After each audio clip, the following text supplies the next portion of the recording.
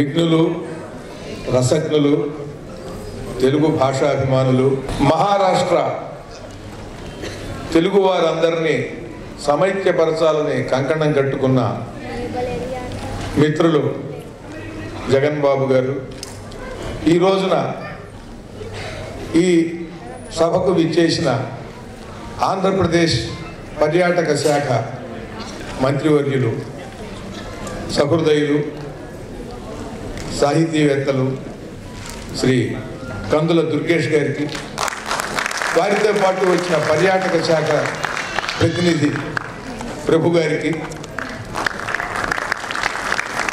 BJP నాయకులు వామరాజ్ సత్యమూర్తి గారికి,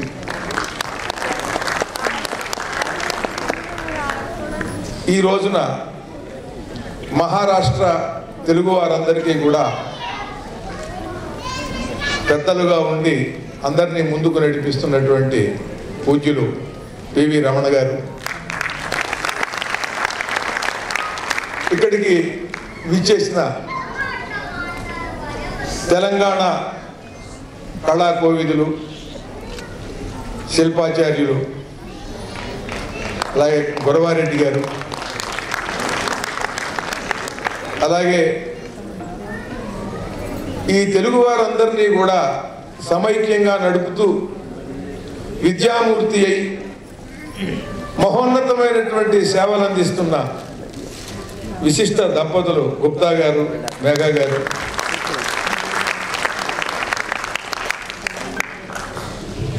సహృదయులు, సంస్కార సంపన్నులు, భోళా మేళా మా ఎస్విఆర్ మూర్తి గారు, అందరికీ నా హృదయపూర్వకమైనటువంటి నమస్కారాలు. ఈ రోజున మీరు చేస్తున్నటువంటి ఈ తెలుగు భాషా సేవ ఇది మాటల్లో చెప్పలేనిది, అందరూ కూడా ఆచరించవలసింది. ఏ ఏ రాష్ట్రాల్లో తెలుగువారు ఇలాగే ఉన్నారో ప్రవాసాంధ్రులుగా, అంటే రాష్ట్రానికి ప్రవాసులై వచ్చినటువంటి వారు అందరికీ కూడా మీరు స్ఫూర్తి. ఈ రోజున జగన్ బాబు గారు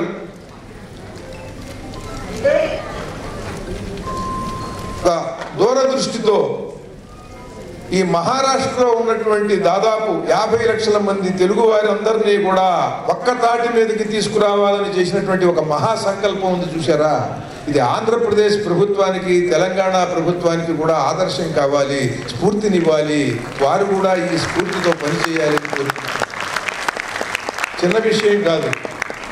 ఒక వ్యక్తి ఒక ఇతర రాష్ట్రంలో ఉండి తన భాష మాట్లాడేటువంటి వారందరూ కూడా లక్షల్లో ఉంటూ ఎక్కడికెక్కడ విడిపోయినటువంటి పరిస్థితిని చూసి వారందరూ ఒక్క త్రాటి మీదకి రావాలి, 50 లక్షల మంది అయినా సరే అనే సంకల్పం, అది అసాధారణమైనటువంటి సంకల్పం. అది దీన్నే మధురాపంతుల సత్యనారాయణ గారు మహాకవి ఆంధ్ర పురాణంలో శాతవాహనుల గురించి రాస్తూ శాతవాహన పర్వంలో చెట్టునకొక్కడై విడి కృషించిన ఆంధ్రుల ఏకదృష్టిలో పెట్టుచు ఒక్క తాట నడిపింపవ తరంతులు శాతవాహనులని రాశాడైన.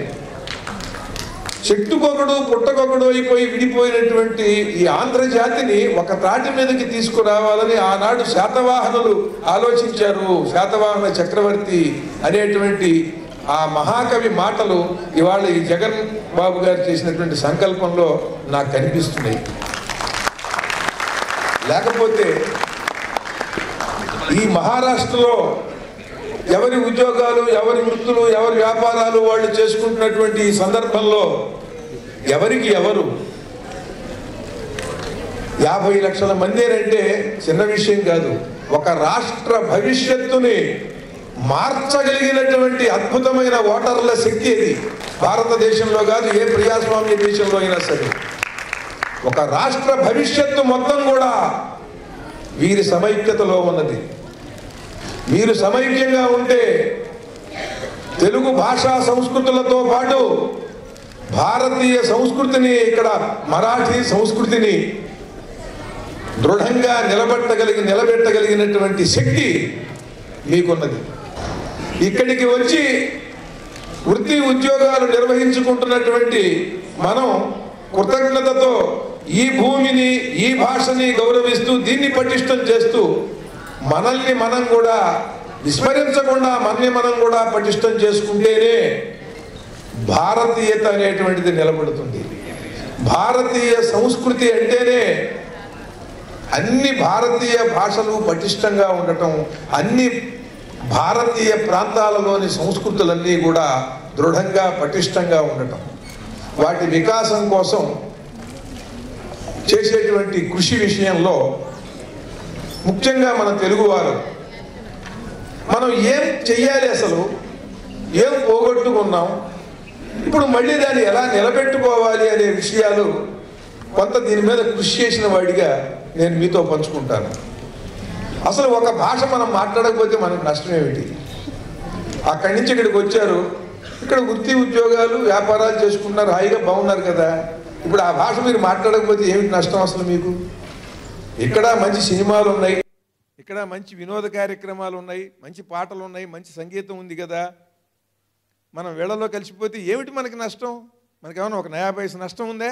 తమిళనాడులో కలిసిపోయిన తెలుగు వాళ్ళు ఇట్లాగే అనుకుని కర్ణాటకలో 1 కోటి మంది ఉన్నారు, తమిళనాడులో దాదాపు 2 కోట్ల మంది ఉన్నారు, ఇక్కడ దాదాపు 50 లక్షల మంది పైన ఉన్నారు. ఈ తెలుగు వాళ్ళందరూ కూడా ఆ ప్రాంతాలలో వలస వెళ్ళిపోయి, లేకపోతే ఉద్యోగం నిమిత్తం, వ్యాపార నిమిత్తం అక్కడ వెళ్ళిపోయి కుటుంబాలు తరాలుగా 2-3 తరాలు అక్కడ ఉండి వాళ్ళ సంస్కృతిని, భాషని మర్చిపోతే ఏమిటి తెలుగు భాషకు నష్టం? అక్కడ 10 కోట్ల మంది ఉన్నారు కదా తెలంగాణ, ఆంధ్రాల్లో.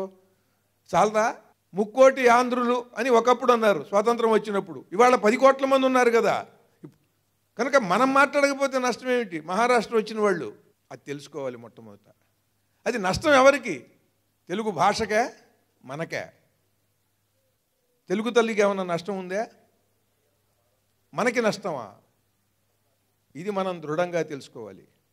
దీంట్లో మొట్టమొదట తెలుగు వాళ్ళ గురించి మనం మాట్లాడుకుంటున్నప్పుడు మన వాళ్ళకి పెద్దగా ఐకమత్యం ఉండదండి, బెంగాలీ వాళ్ళకి బోళ్ళంత ఐకమత్యం ఉంది, తమిళనాడులో తమిళియన్స్కి చాలా విపరీతమైనటువంటి ఐకమత్యం ఉంది, వాళ్ళు ఎక్కడున్నా సరే వాళ్ళందరూ తమిళ్లో మాట్లాడతారండి. మలయాళీస్ వాళ్ళకి చాలా అద్భుతమైనటువంటి భాషాభిమానం అండి, మన తెలుగు వాళ్ళకి లేదండి. ఇది అందరూ సాధారణంగా మాట్లాడుకునే విషయం. ఇది గుణమా దోషమా చెప్పండి? అసలు ఎందుకని ఈ లక్షణం తెలుగువాడికి వచ్చింది? తెలుగువాడిలో ఈ లక్షణం ఎందుకున్నది అంటే ఒక మహాద్భుతమైనటువంటి విషయం, మనందరికీ మన గురించి తెలియాల్సినటువంటి అంశం ఇది. తెలుగు భాష మాట్లాడేటువంటి ప్రాంతం ఎక్కడున్నది? దక్షిణ భారతదేశంలో కర్ణాటకకి మధ్యలో, తమిళనాడుకి మధ్యలో, ఇటు ఒరియా మాట్లాడే వాళ్ళకి మధ్యలో, ఇటు మహారాష్ట్ర భాష వీళ్ళు మాట్లాడేటువంటి వాడానికి మధ్యలో, ఈ రాష్ట్రాలకి మధ్యలో ఉన్నది. తమిళనాడు వాళ్ళకి భాషాభిమానం ఎక్కువగా ఉండటానికి కారణం వాళ్ళు దేశానికి ఒక పక్కగా ఉండిపోతారు. వాళ్ళకి ఎవరన్నా కొత్తగా వచ్చి మాట్లాడుతుంటే మన భాషలోకి వీళ్ళెవళ్ళో వచ్చి మాట్లాడుతున్నారనేది స్పష్టంగా తెలుస్తుంది వాళ్ళకి. ఆ దృష్టితో ఉంటాడు అక్కడ. అటువంటి ప్రాంతంలో ఎవరైనా సరే, తమిళంలోని కాదు, అట్లాగే కర్ణాటకలో, అలాగే ఒరిస్సాలో మధ్యలో ఉన్నటువంటి తెలుగువాడికి ఎందుకని లేదని అంటే వీళ్ళందరూ తీర్థయాత్రలకి అటు దక్షిణ దేశం, అటు రామేశ్వరం వెళ్ళినప్పుడు, మధురై వెళ్ళినప్పుడు, ఇటు తిరుపతి వచ్చినప్పుడు వాళ్ళు అటు నుంచి ఇటు నుంచి అన్ని భాషల వాళ్ళు తిరుగుతుంటే ఇక్కడ ఉండే వ్యాపారులు, ఇక్కడ ఉండేటువంటి ప్రజలు వీళ్ళందరూ కూడా వాళ్ళ పంచగట్టుని చూసి, వాళ్ళ చీరకట్టును చూసి వీళ్ళు ఒరియా వాళ్ళు, వీళ్ళు తమిళనాడు వాళ్ళు, వీళ్ళు మరాఠా దేశం నుంచి వచ్చారు, వీళ్ళు కన్నడ దేశం నుంచి వచ్చారని అందరూ కూడా గమనిస్తారు. వాళ్ళు మాట్లాడేటువంటి చిన్న మాటలతో వాళ్ళకు కావాల్సినటువంటి వస్తువులను ఇస్తూ వ్యాపారులు కూడా గ్రహిస్తారు. వాళ్ళందరూ మన మధ్య నుంచి రాకపోకలు సాగిస్తున్నప్పుడు మనం వాళ్ళని చూసి ఏమీ భయపడం. వాళ్ళు మన ఆంధ్రదేశంలోంచి వెడుతున్నారు, ఆంధ్రదేశంలో ఉన్న తిరుపతి చుట్టానికి వచ్చారు, ఆంధ్రదేశంలో సింహాచలం చుట్టానికి వచ్చారు అని మనం గ్రహిస్తాం మనం. అందుకని అన్ని భాషల వాళ్ళతో, అన్ని వేష భాషల వాళ్ళతో కలిసిపోయేటువంటి లక్షణం తెలుగువాడికి అక్కడ ఏర్పడింది. అది నైసర్గికంగా ఉన్నది మనకి. అది మన బలం. అలా వచ్చిన ప్రతివాడిని చూసి మనం భయపడటమో, వీడు తమిళను వీడు కన్నడవాడని అనుకున్నట్లయితే మన విశాల హృదయానికి అది ఒక విఘాతం అన్నమాట. మన సంకుచిత మనస్తత్వాన్ని తెలియజేస్తుంది. మనం మధ్య ప్రాంతంలో ఉన్నాం, అందరూ అటు ఇటు తిరుగుతూ ఉంటారు. అందరినీ గమనించి వారి పదజాలాన్ని కూడా మన భాషలోకి అందిపుచ్చుకుని వారికి వచ్చినటువంటి 2-3 వాక్యాలు ఏవైనా సరే వాళ్ళకి కావాల్సినటువంటివి మనం తిరిగి చెప్పగలిగి ఉంటే అవి నేర్చుకుని ఆ పదజాలంతో వాళ్ళతో ఆయా భాషలు మాట్లాడుతూ ఎవరు ఏ రకమైన వేషంతో వచ్చినా సరే వాళ్ళు ఎవరో గ్రహిస్తాం, మనం చక్కగా వాళ్ళకి కావాల్సింది చేసి పంపిస్తాం. అందుకనే ఎక్కడికైనా వెళ్ళిపోయి కలిసిపోగలిగిన వాడు, ఎవడు వచ్చినా కలుపుకోగలిగిన వాడు అయ్యాడు తెలుగువాడు. హృదయపూర్వకంగా ఎవరితోన్నా సరే కలిసిపోగలడు. ఏ ప్రాంతానికి వెళ్ళినా ఎవడు ఎక్కడి నుంచి వచ్చినా సరే తన ప్రాంతానికి వాళ్ళ గురించి భయం లేదు, వాళ్ళ గురించి అనుమానం లేదు, వాళ్ళు ఏదో మనకి అపకారం చేస్తారని. వాళ్ళు వస్తారు ఉంటారు అనేటువంటి భావం మన రక్తనిష్టమై ఉన్నదండి. కారణం ఏమిటంటే మనం ఉన్నటువంటి ప్రాంతం, ఆ ప్రదేశం అంత గొప్పది. అదే లక్షణం మనం వేరే వేరే రాష్ట్రాలకు వెళ్ళినప్పుడు కూడా అదే లక్షణం ఉంటుంది మనలో. కనుక వాళ్ళ వేష భాషల్ని మనం అలవరుచుకుంటాం, గబుక్కుని వాళ్ళ భాష నేర్చుకుంటాం, గబుక్కుని వాళ్ళ వేషం ఎటువంటిదో అటువంటి వేషాన్ని ధరిస్తాం. మన వాళ్ళ మీద లేదండి అని అంటాం. మనం లేకపోవటానికి ప్రధాన కారణం ఇది. కనుక ఇది మన గుణం, ఇది మన బలం. దీనితో ఇతర భాషలు నేర్చుకుంటూ ఇతర సంస్కృతులని అలవరుచుకుంటూ మన సంస్కృతిని బలంగా దృఢంగా నిలుపుకోవాల్సినటువంటి అవసరం మనకున్నది. కారణం ఏమిటంటే మీ భాషను మీరు మర్చిపోతే మీకు జరిగేటువంటి నష్టం ఏమిటి అని అంటే మీ ఉనికిని మీరు కోల్పోతారు. మీరు ఈ భూమి మీద పుట్టి అద్భుతమైనటువంటి చరిత్ర, అద్భుతమైనటువంటి సంస్కృతి ఉన్నటువంటి జాతిలో పుట్టి, తెలుగు జాతిలో వేరే ప్రాంతానికి వచ్చి కేవలం ఉద్యోగం చేసి భోజనం చేసి మన జీవితం గడిపేసేయటమే, అంతకు మించి వేరే ఏముంటుంది? ఎక్కడైనా ఎంత గొప్ప వ్యాపారం చేసినా, ఎన్ని వందల వేల కోట్లు సంపాదించినా భోజనం చేయటం, జీవితాన్ని గడిపేసేయటం. ఈ మాత్రం దానికి ఒక అద్భుతమైనటువంటి సంస్కృతిని వదులుకున్నటువంటి ఒక తప్పు చేసిన వాళ్ళం అవుతాం మనం ఎవరం? ఇవాళ ఇక్కడ గనక ఉండి తెలుగు మాట్లాడకపోతే నువ్వెవరివి? ఇక్కడ నీ జాతిని నువ్వు విస్మరించినటువంటి వాడివి అవుతావు. దాన్ని విస్మరించడం వల్ల ఏం నష్టం జరుగుతుంది అని అంటే ఒక గొప్ప సంస్కృతి దాన్ని నాశనం చేసినటువంటి వాడిగా మిగిలిపోతావు. తెలుగులో ఒక సామెత ఉన్నది, ఉపాయం లేని వాడిని ఊళ్ళోంచి వెళ్ళగొట్టమన్నారండి. ఇవాళ స్కిల్స్ అని అంటున్నారు అందరూ. ప్రతివాడికి కూడా నైపుణ్యం కావాలి అని. అది ఎవరు చెప్పారు? తెలుగు సామెత అన్నమాట. అన్ని కులాలు అన్ని ఇళ్లలోనూ మాట్లాడుకునే మాట. ఉపాయం లేకపోతే వాడు ఊరికి భారం అవుతాడండి. కనుక ఉపాయం లేని వాడిని ఊళ్ళోంచి వెళ్ళగొట్టమన్నారంటే ఏంటి? అందరికీ ఉపాయం ఉండేదన్నమాట. ప్రతివాడికి ఒక ఐడియా ఉండేది. ఒక ఐడియా జీవితాన్నే మార్చేస్తుంది అని కోట్ల రూపాయలతో ప్రచారం చూసాం మనం. అంటే ఆ సామెతలో ఏమున్నది?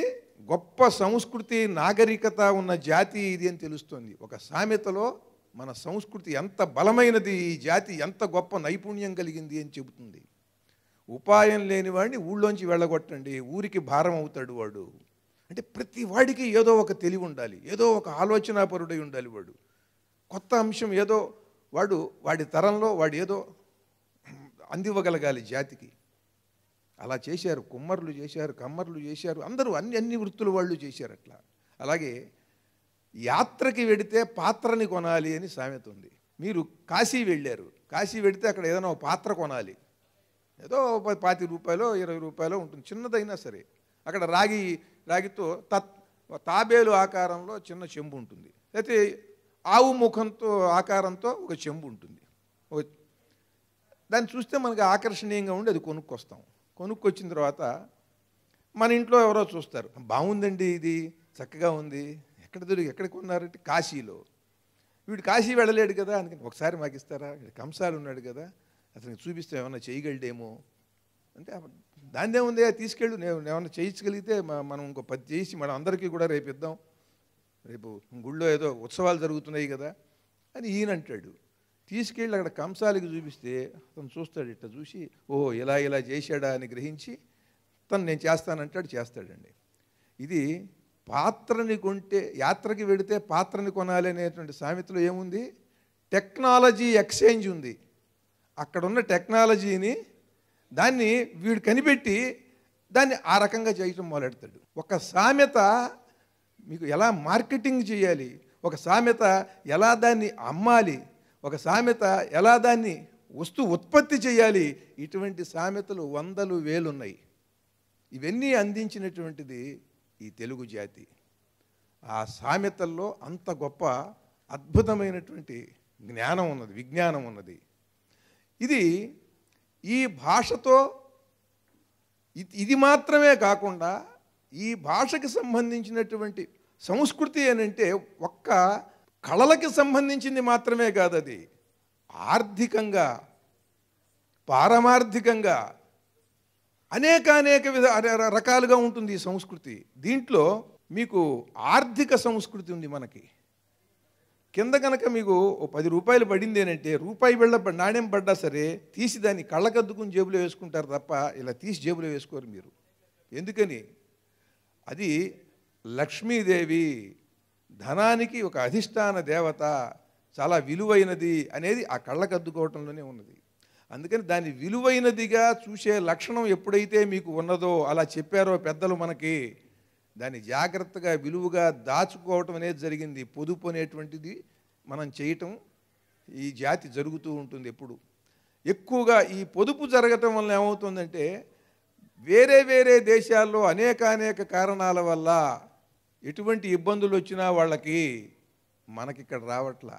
దానికి కారణం ఈ ఆర్థిక సంస్కృతి, ఆహార సంస్కృతి. ఎన్ని అద్భుతమైనటువంటి ఆహారాలు ఉన్నాయంటే అన్నీ కూడా తినటానికి రుచిగా ఉంటాయి, తిన్న తర్వాత హాయిగా చక్కగా అరిగిపోతాయి, ఏమాత్రము కూడా శ్రమ పడక్కర్లా అవి అరగటానికి. అటువంటి అద్భుతమైనవి మన ప్రాంతానికి, మన వాతావరణానికి కావలసినటువంటి చక్కని కూరలు, పిండి వంటలు, ఇవన్నీ కూడా ఆహార సంస్కృతి.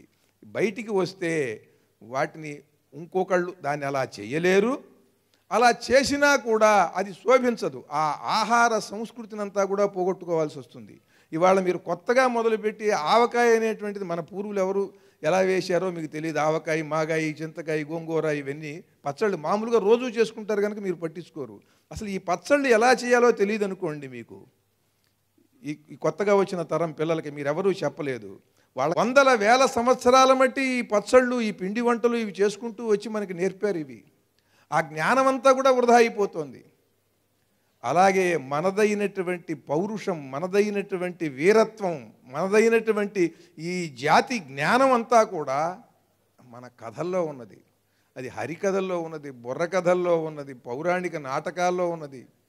వాటన్నిటి ద్వారా దాన్ని అందుకోవాలి. అందుకున్నప్పుడు మన రక్తంలో ఉన్నటువంటి ఆ లక్షణం, ఆ స్పందన మళ్ళీ ఒక్కసారి చైతన్యవంతంగా అది మళ్ళీ ఒక్కసారి ఉప్పొంగుతుంది. దాన్ని ఆస్వాదిస్తుంది. ఆస్వాదించి దాంట్లో విలువైనటువంటి ఆ విషయాన్ని గ్రహించి ఆనందించి అలా జీవించాలి అనేటువంటి భావం ఎవడూ చెప్పకుండా తనంతట తనకి కలుగుతుంది అది వినటం వల్ల.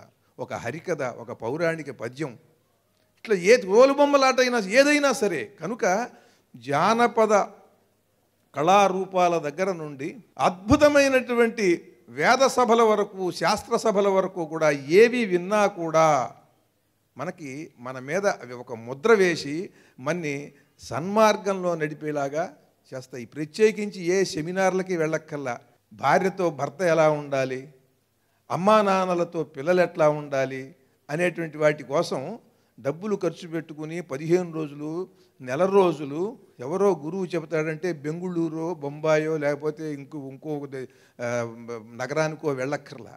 ఇవన్నీ మనకి తెలియకుండానే ఎవరితో ఎలా వ్యవహరించాలి, మేనమామలతో ఎలా వ్యవహరించాలి, బాబాయితో ఎట్లా వ్యవహరించాలి, బావతో ఎలా వ్యవహరించాలి, ఇవన్నీ కూడా మీకు తెలియకుండా ఈ సంస్కృతి అందించేస్తుంది. పెద్దవాళ్ళ దగ్గర ఎలా ఉండాలి, ఇదంతా కూడా మీరు ఒక్క తెలుగు భాషని గనక విస్మరించేస్తే ఇవన్నీ పోతాయి. ఈ సంస్కృతి మనం చెప్పినటువంటి ఈ చెప్పుకున్న అంశాలు అన్నీ కూడా దేంట్లో ఉన్నాయంటే తెలుగులో ఉన్నాయి. ఈ తెలుగు భాష పర్యాటక శాఖలో చాలా అద్భుతాలు జరగాలని నేను ఆశిస్తున్నాను. అందుకు కూడా ఈ విషయాలు మీ ముందు ఉంచుతున్నాను. ఏమిటంటే ప్రభుత్వాలు అని అంటే దాదాపుగా ఒక 40 సంవత్సరాలుగా వాళ్ళు ఇటువంటి ఆలోచన లేకుండా వాళ్ళు పగ్గాలు వదిలేశారు. విద్యాశాఖని దాన్ని వివేకహీనంగా చేశారు. వివేకం లేనటువంటి విద్య అది ప్రభుత్వం నుండి బాగా ప్రజల్లోకి వెళ్ళిపోయింది 40 సంవత్సరాలుగా. తెలుగు భాష గొప్పదనం ఏమిటి అనేది తెలిసినటువంటి వాళ్ళు విద్యాశాఖలో లేరు విద్యామంత్రులుగా. అటువంటి అద్భుతమైనటువంటి పాఠ్యాంశాలు లేవు. ఇంగ్లీష్లో పిల్లలకి నేర్పటం వలన ఎంత వాళ్ళ మెదడుకి ఎంత క్షోభో, అవి అర్థం కాక ఎంతమంది డ్రాప్అవుట్స్, బడి మానేసేస్తారో పిల్లలు. దాని గురించి ఎవరు ఆలోచించట్లే. పిల్లలు వెళ్ళట్లేదు అనుకుంటున్నారు తప్ప పిల్లలు బడికి వెళ్ళకపోవటానికి కారణం వాడికి అర్థమయ్యే మాతృభాషలో అక్కడ విద్యాబోధ లేదు. అందుకని వాడు నేను వెళ్ళని పేచీ పెడతాడు. వాడికి చక్కగా కాకి కథ, పిచ్చుకి కథ, చిలక కథ, ఏనుగు కథ ఇవన్నీ చెప్పారనుకోండి, వాడు పరిగెత్తుకుంటూ వెడతాడండి. 7 గంటలకి బడి అంటే 6:30కే తయారవుతాడు పిల్లవాడు. ఆ కథల కోసం, ఆ మంచి విషయాల కోసం పిల్లవాడికి ఎప్పుడు కూడా ఏదైనా తెలుసుకోవాలని ఉంటుంది. కథలు చెప్పు అని ఎన్నిసార్లు మిమ్మల్ని అడుగుతారు రోజు పిల్లలు. ఆ కథలు మీరు ఇంగ్లీష్లో చెప్పారనుకోండి, వాడి పసి మెదడికి చాలా భారం అండి. ఉదాహరణకి మనందరికీ తెలిసిన కాకి కథ, ఒక చిన్న పిల్లవాడు బడికి వెడితే వాడికి ఇంగ్లీష్లో చెబుతున్నారండి. ఇప్పుడు ఇంగ్లీష్ మాధ్యమంలో ఇంగ్లీషు బోధన కదా ఇవాళ. అలా చేస్తే వాళ్ళని అమెరికా పంపించేస్తామని కదా ఇప్పుడు ప్రలోభ పెట్టింది. అంటే మన పిల్లలకి ఇంగ్లీషు నేర్పి అమెరికా పంపించేస్తారండి. వాళ్ళ పిల్లలకి మాత్రం అమెరికాలో చదివించి తీసుకొచ్చి రాజకీయాల్లో చేర్చి మన నెత్తినెక్కిస్తారండి. మన పిల్లలు మనకి దూరంగా ఉండాలండి. వాళ్ళ మీద మనం బెంగతో మనం ఇక్కడ తీసుకుని ఉండాలి. మనం పోయినా 3 రోజులకు కానీ వాడు రాకూడదు. పాచిపీనుగని వచ్చి 3-4 రోజుల తర్వాత తగలేస్తాడు. కానీ వాళ్ళ పిల్లలు మాత్రం అక్కడ చదువుకుని వచ్చి అక్కడెక్కడ ఉద్యోగాలు చేయరు, అక్కడెక్కడ వ్యాపారాలు చేయరు. వేరే దేశంలో వాళ్ళు హాయిగా ఏ ఉగాండాలోనో సోమాలియాలోనో సెటిల్ అయిపోతే హాయిగా ఉంటుంది కదా. కాదుట, వాళ్ళు ఇక్కడికి వచ్చి రాజకీయాల్లో చేరతారటండి. మన పిల్లలు మాత్రం ఇంగ్లీష్ చదువుకుని ఇక్కడి నుంచి వెళ్ళిపోవట. సంస్కృతికి దూరంగా ఉండాలి. వాళ్ళ పిల్లలకి తెలుగునే తెలియకూడదు, వాళ్ళు మనకి దగ్గర ఉండకూడదు.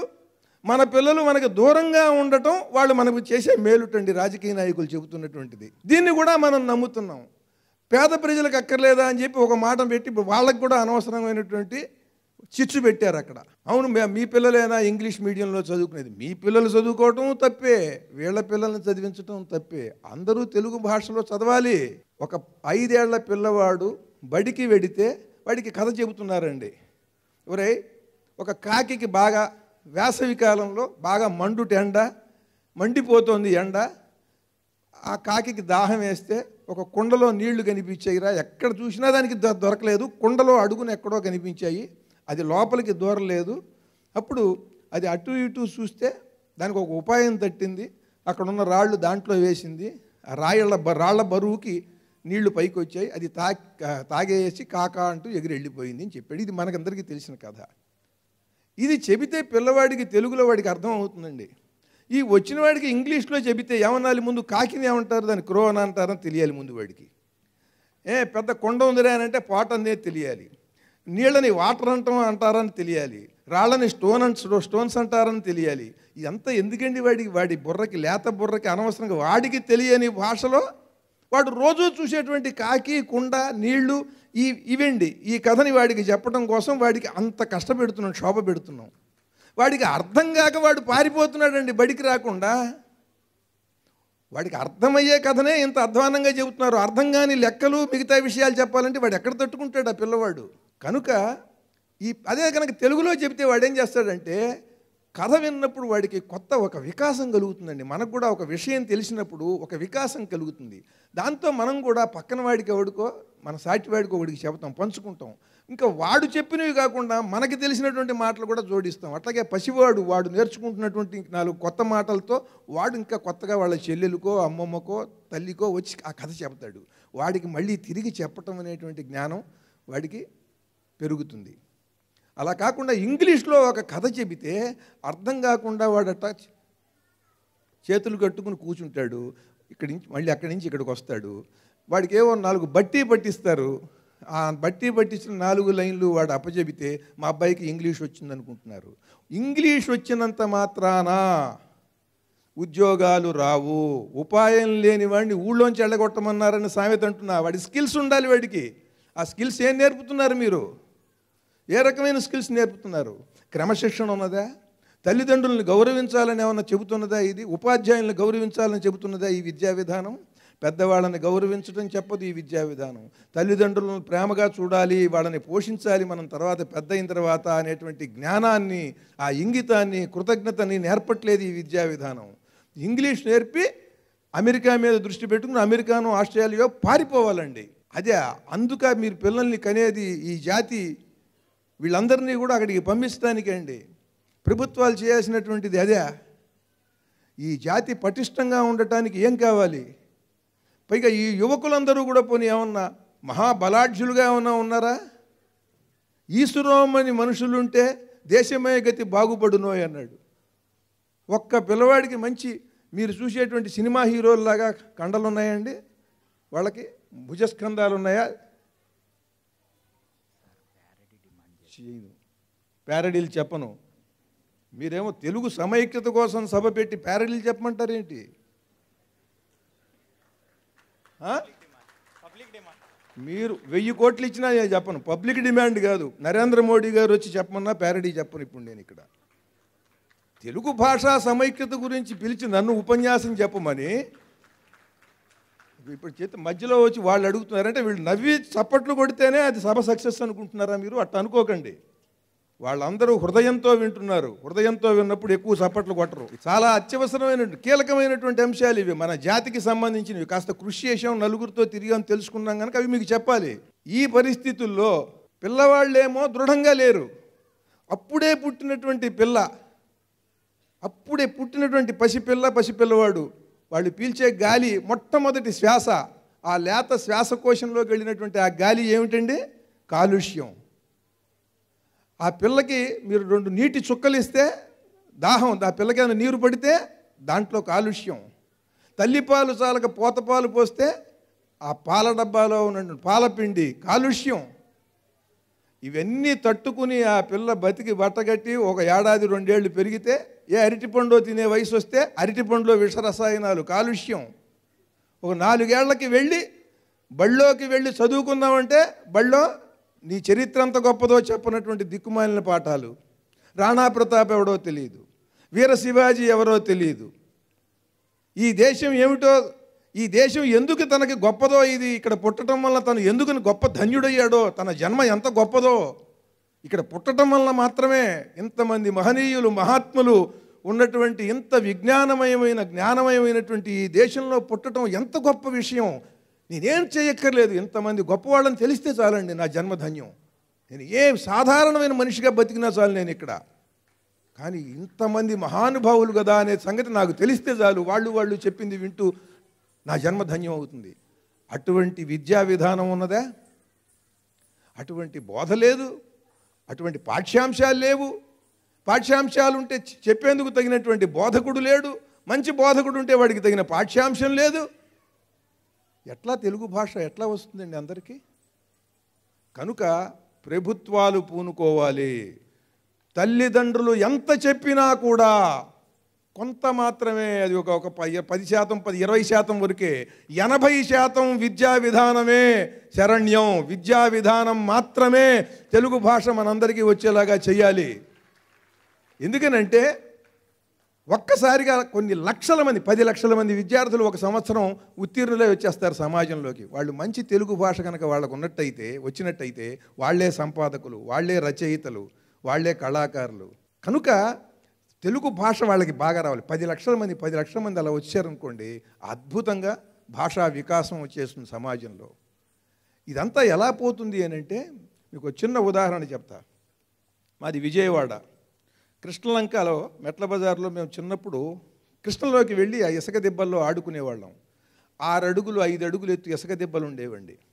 ఆ ఇసుక దెబ్బలన్నీ కూడా లారీల వాళ్ళు వచ్చేసి మొత్తం తవ్వుకుని లోపలికి 5-6 అడుగులు తవ్వేసి, ఇక ఓటొచ్చి నీరు వచ్చి మట్టి వస్తుంటే దాని మీద చెరుకాకు వేసి దాని మీద నడుచుకుంటూ వెళ్ళి ఈ లారీలన్నీ కూడా ఇంకా ముందుకెళ్ళి అక్కడ కూడా తవ్వుకుని ఇసుక తీసుకెళ్తూ ఉండేవి.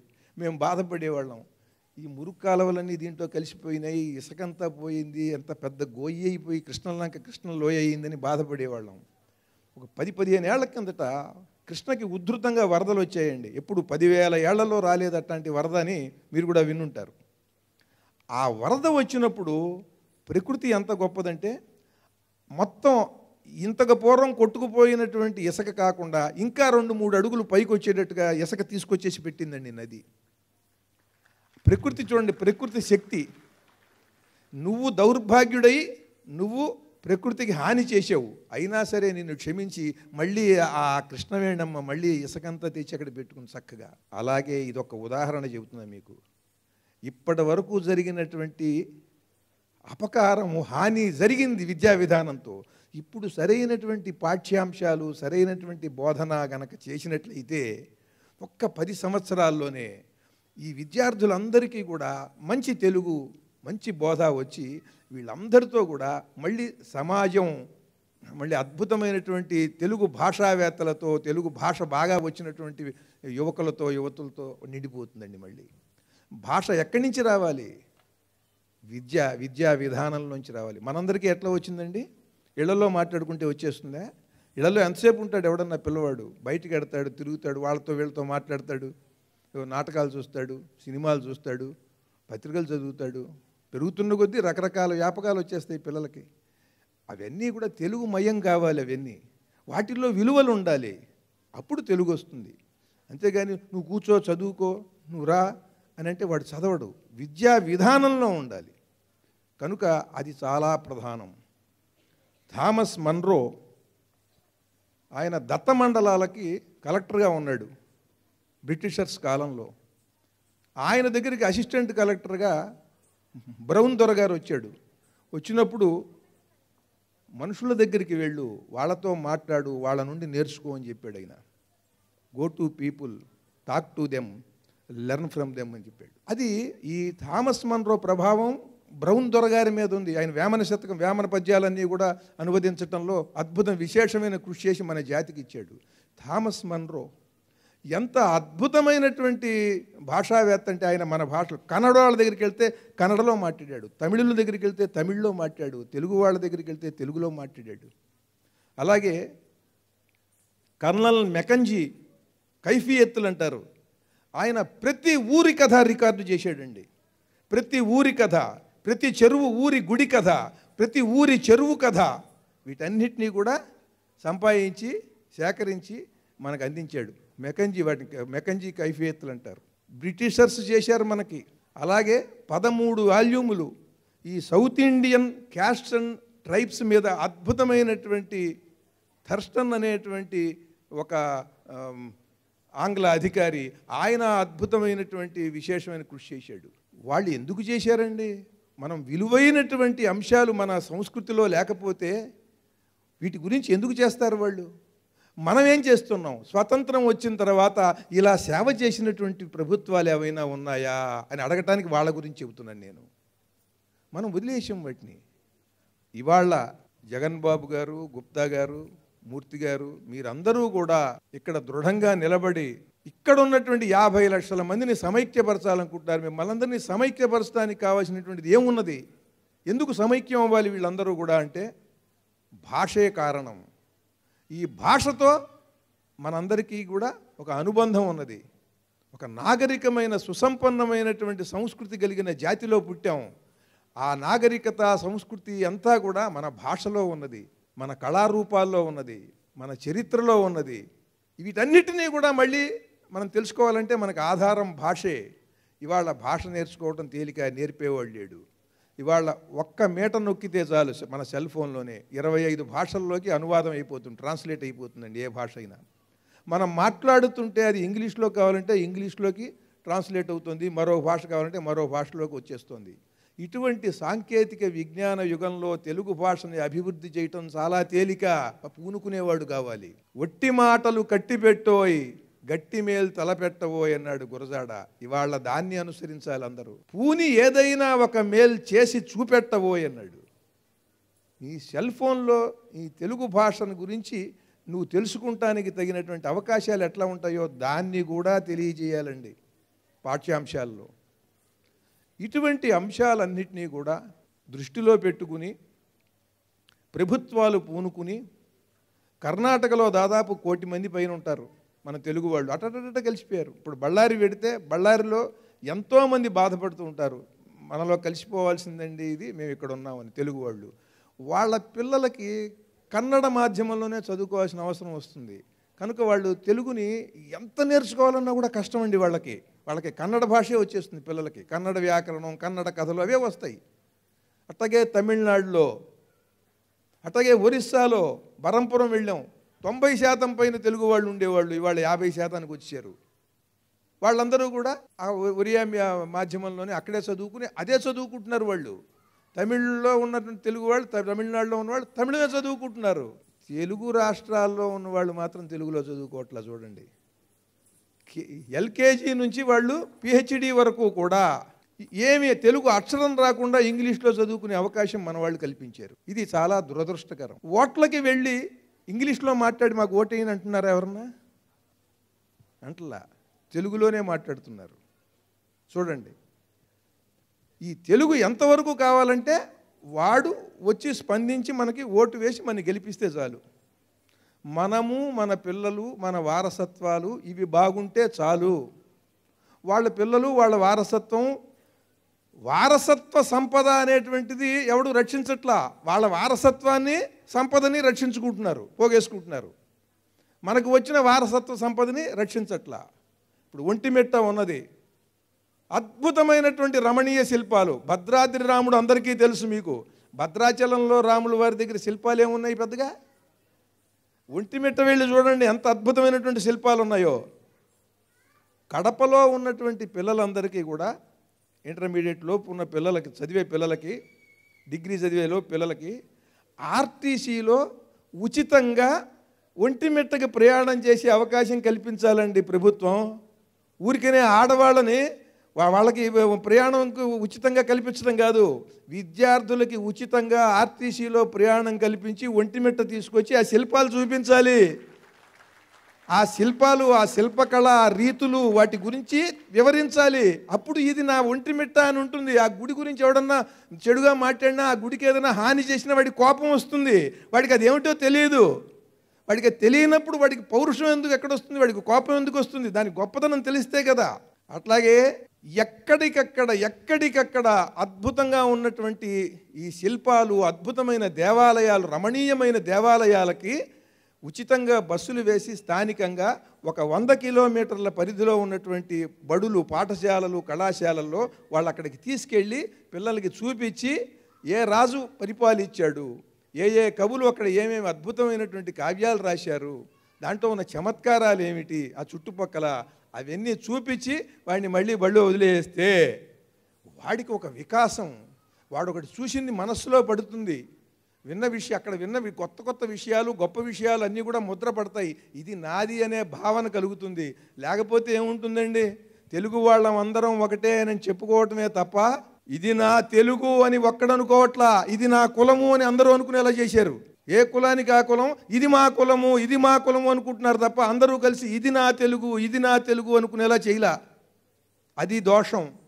అందుకని ఇటువంటి సంస్థలు, జగన్ బాబు గారు, గుప్తా గారు, మూర్తి గారు, ఇంకా ఇక్కడ ఉన్నటువంటి వీరందరూ కూడా ఎంత కృషి చేసినా కూడా మీ స్వశక్తితో చేసిందంతా ఇక్కడ వచ్చినటువంటి కూర్చున్నటువంటి సభాసదులు కానీ, తెలుగువారు కానీ, వీరందరూ మీ అందరి సహృదయంతో, సంస్కారంతో, మీ అందరి విశేషమైన కృషితో జరుగుతుంది తప్ప ఇక్కడ సమైక్యంగా అనేది దీని ప్రభావము. ప్రభుత్వాలు కూడా పూనుకున్నప్పుడు బాగుంటుంది. ఇక్కడ ఉన్నటువంటి సూరత్లో, ఇక్కడ అహ్మదాబాద్లో, ఈ గుజరాత్లో, ఈ ప్రాంతాల్లో ఉన్నటువంటి తెలుగు వారందరికీ ఒక సమైక్య వేదికగా జగన్ బాబు గారు నిలబడటానికి ప్రభుత్వాలు అండగా నిలబడాలి. ఎందుకంటే ప్రభుత్వం పూనుకుని చేసిందనుకోండి, మీరెవరు ఇక్కడ మహారాష్ట్రంలో ఉన్నటువంటి తెలుగు వాళ్ళందరినీ కూడా మీరు కలపడానికని ఇక్కడ ప్రభుత్వాలు అనొచ్చు. ఈ సమస్య ఉంటుంది మనకి. అందుకని ఇటువంటి సంస్థ కనుక పూనుకున్నప్పుడు అక్కడి నుంచి వాళ్ళు కూడా దానికి అండదండగా నిలబడితే ఆంధ్ర, తెలంగాణ ప్రభుత్వాలు వీళ్ళు ఇంకా బాగా చేయగలుగుతారు.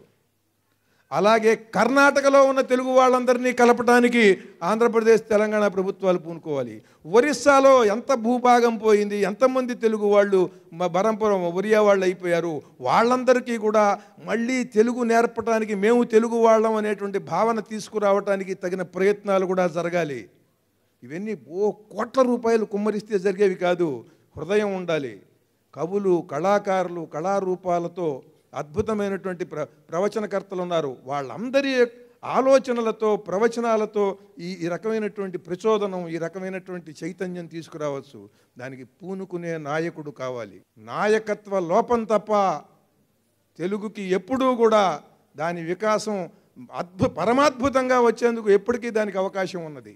అలాగే మీకు ఈ తెలుగు భాషలో ఉన్నటువంటి విశేషాలు కవిత్వపరంగా చెప్పేటట్టయితే ఎన్నో ప్రక్రియలు, ఎన్నో ప్రయోగాలు మహానుభావులు చేశారు. వాటిని గురించి నేను చెప్పగలను. నేను కూడా వారి మార్గాన్ని అనుసరించి నేను కూడా కొంత ఆ విధంగా రాశాను. అవి కూడా కొన్ని చెప్పగలను మీకు. అది చెప్పే ముందు మీకు పిల్లలకి విద్యాబోధలో ఎటువంటి కథలు ఉంటే బాగుంటుందని ఒక్కొక్క పేజీలో చందమామలో అద్భుతమైన కథలు రాశారు. అవి నా మీద కూడా చాలా ప్రభావం చూపించినవి. ఒక 3 నిమిషాల్లో అయిపోతుందండి కథ. జీవితాంతం కూడా మనకి గుర్తుండి వెన్నాడుతూ ఉంటుంది దాంట్లో ఉన్న భావం. అటువంటి ఒక 2-3 కథలు చెప్తాను మీకు ఇప్పుడు. ఒక అడవిలో అద్భుతమైనటువంటి చెట్లు, పళ్ళు, పూలు, చాలా అద్భుతమైనటువంటి అడవి. ఆ అడవికి ఒక కోతి వచ్చింది కొత్తగా. అది ఒక చెట్టు మీదకి ఎక్కి ఒక పండు తీసుకుని తెంపుకుని అది తిన్నది. చాలా రుచిగా ఉంది, అద్భుతంగా ఉందని తినేసింది. ఒక్క పండుతోనే దానికి కడుపు నిండిపోయింది. మంచి పెద్ద పండు, మధురంగా ఉన్నది. కడుపు నిండిన తర్వాత అది అటు ఇటు చూస్తే దూరంగా ఒక చెట్టు కింద ఒక ఏనుగు నిలబడి ఉంది. ఇది కోతి కదా, ఒక కాయ కోసి అలా కొరికి ఎంగిలి చేసి ఈ ఎంగిలి పండుని ఆ ఏనుగు కేసి కొట్టిందండి. కొడితే ఏనుగట్ట చూసి దాన్ని పట్టించుకోవాలా. ఏంటి నీ కొడితే పట్టించుకోదా ఇది అని మళ్ళీ ఇంకో కాయ తెంచి మళ్ళీ ఎంగిలి చేసి మళ్ళీ దాన్ని కొట్టింది. కొడితే ఏనుగు చూసి, ఈ కోతి నువ్వు ఇంకో అడవిలోంచి వచ్చినట్టున్నావు, నీకు నా సంగతి తెలియదు. ఇక్కడే ఏదైనా చెట్టు మీద ఈ పళ్ళు తింటూ బతుకు, ఇక్కడే ఉండు, కానీ నా జోలికి వచ్చావంటే మాత్రం ఊరుకోనంది. ఏంటే ఊరుకోవా? ఏం చేస్తావే? ఏం చేస్తా? వచ్చి చెట్టెక్కి నన్ను పట్టుకుంటావా? రా. ఏంటే ఆ ముక్కేంటి ఏళ్ళాడిపోతుంది ఇట్లా? ఆ పళ్ళేంటి ఎత్తుపళ్ళు ఇట్లా వచ్చాయి ముందుకి, చెవులేంటే ఇట్ట కొట్టుకుంటాయి, పెద్ద బండల్లే ఉన్నవే, నువ్వు పట్టుకుంటావు నన్ను అని ఇట్లా దాన్ని రకరకాలుగా తిడుతోంది. ఆ ఎంగిలి పళ్ళు ఓ పండు కొయ్యటం, కొరకటం, దాన్ని కొట్టడం. ఈ ఏనుక్కి కోపం వచ్చి ఆ కొమ్మ లాగేసింది. ఇది మళ్ళీ ఇంకో కొమ్మ మీదకి దూకింది. ఆ కొమ్మ లాగితే ఇంకో కొమ్మ మీదకి దూకింది. చెట్టు మొత్తం అది పీకవతల పారేసింది. మళ్ళీ ఇంకో చెట్టు మీదకి దూకింది. ఇట్లా అది దాన్ని తిట్టడం, వెక్కిరించటం, ఇదేమో ఆ చెట్లు పీకేయటం. ఇట్లా సాయంత్రం దాకా ఇదే పని. సూర్యాస్తమయం అవుతుంటే ఆ కోతి ఒక పెద్ద కొండ మీదకి ఎగిరి వెళ్ళిపోయి దాని దారి చూసుకుంది. ఇప్పుడు ఏనుగు ఒకసారి వెనక్కి తిరిగి చూస్తే మొత్తం చెట్లన్నీ కూడా బీభత్సంగా, తుఫాను వస్తే ఎలా విరిగిపోతాయి అలా పడిపోయినాయి. పిట్టలన్నీ ఆహాకారాలు చేస్తున్నాయి. అవి వచ్చి చూస్తే గూళ్ళన్నీ కింద పడిపోయినాయి, గుడ్లన్నీ చితికిపోయినాయి. చిన్న చిన్న పిల్లలు ఉంటే అవి బాధపడుతూ అరుస్తున్నాయి. ఇప్పుడు ఏనుగు అనుకుంది, అరేరేరే ఎంత తప్పు చేశాను నేను. ఈ కోతి వచ్చి నన్ను ఏదో ఎక్కిరిచ్చింది, తిట్టింది అనే కోపంలో నా బలమంతా కూడా నేను దుర్వినియోగం చేసేసాను. నేను ఈ చెట్లన్నీ పీకేశాను, ఎంత ఎంత దారుణమైన పరిస్థితి తెచ్చాను నేను అని బాధపడి ఆ కొమ్మలన్నీ సర్ది ఎక్కడో చెరువు ఉంటే ఆ చెరువు దగ్గరికి వెళ్ళి ఆ తొండంతో నీళ్లు పీల్చుకొచ్చి ఒక్కొక్క చెట్టులో పోయటం మొదలెట్టింది. ఒక 6 నెలలు, సంవత్సరం అయిన తర్వాత మళ్ళీ చివురించి కొమ్మలన్నీ వచ్చి మళ్ళీ పూలు పళ్ళతో అది కళకళలాడింది అడవి. ఇంతే కథ అండి ఇది. ఇది పుండరీకాక్షుడు గారని ఒక హెడ్ మాస్టర్ రాశారు కథ. ఇది ఇవాళ అందరికీ అవసరమా కాదా చెప్పండి. ఇది ఆ ఏనుగు ఎలా అయితే తన శక్తిని దుర్వినియోగం చేసిందో, ఎంతో శక్తిమంతులైనటువంటి వాళ్ళందరూ కూడా వాళ్ళు నన్ను తిట్టారు, వీళ్ళను విమర్శించారని వీళ్ళ శక్తియుక్తులన్నీ కూడా దుర్వినియోగం చేస్తున్నారా లేదా, నాతో సహా నన్ను బాగా ఆలోచింపజేసింది ఈ కథ. ఒక అంధుడు అడవిలో వెడుతున్నాడు, ఒక కుంటి అతను కూడా వెడుతున్నాడు. ఈ కుంటి అతను ఈ గుడ్డివాడి మెడ మీద ఎక్కాడు. ఇతను దారి చూపిస్తుంటే అతను వెడుతున్నాడు. వెడుతుంటే వీళ్ళు ఒక గ్రామం పొలిమేరకు వచ్చారు. అడవి దాటి రాగానే అక్కడ ఈ మెడ మీద కూర్చున్నటువంటి వాడు అన్నాడు, అబ్బా సపోటా తోట ఎంత బాగుందో, నోరూరిపోతుంది, కాయలు చాలా బాగున్నాయి అన్నాడు. అంటే ఈ గుడ్డివాడు అన్నాడు, దాని చుట్టూ ముళ్ళకంచి ఉందా అన్నాడు. ముళ్ళకంచి ఏం లేదన్నాడు. మరి ఎవరన్నా కాపలా ఉన్నారా? ఎవరు కాపలా కూడా లేరు. అయితే అవి ఎందుకు పనికిరావన్నమాట అంటాడు. అంటే అవి పురుగు పట్టిపోయినటువంటి కాయలు అవి, దాన్ని వదిలేసేవాడు. ముళ్ళ కంచే లేదు, ఎవడు కాపలాగా ఇట్లా. అది కళ్ళతో చూసినవాడు అది గ్రహించలేకపోయాడు, గుడ్డివాడు అది గ్రహించాడు. ఇటువంటి వివేకాన్ని పెంచేటువంటి పాఠ్యాంశాలు ఉండాలి. అప్పుడు అద్భుతమైనటువంటి జ్ఞానం పెరుగుతుంది, భాష వస్తుంది. ఈ రకంగా మనం చేసేటువంటి కృషికి ఎంత చేసినా సరే స్థానిక సంస్థలు, సాంస్కృతిక సంస్థలు, భాషావేత్తలు ఎంత కృషి చేస్తున్నా కూడా ప్రతి సంవత్సరం లక్షల మంది విద్యార్థులు సమాజంలోకి వచ్చేస్తుంటారు చదువుకుని. ఆ చదువు తెలుగు అయి ఉండాలి. నేను మళ్ళీ మాట్లాడతాను. జై తెలుగు. జై శ్రీమన్నారాయణ, జై శ్రీమన్నారాయణ, జై శ్రీమన్నారాయణ.